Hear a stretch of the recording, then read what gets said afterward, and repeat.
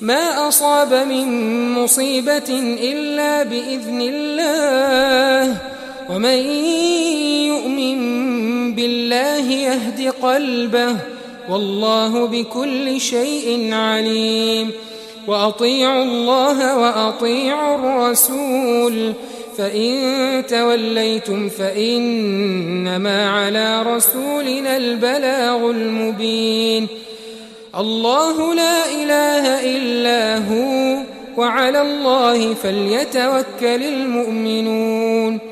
يا أيها الذين آمنوا إن من أزواجكم وأولادكم عدوا لكم فاحذروهم، وإن تعفوا وتصفحوا وتغفروا فإن الله غفور رحيم.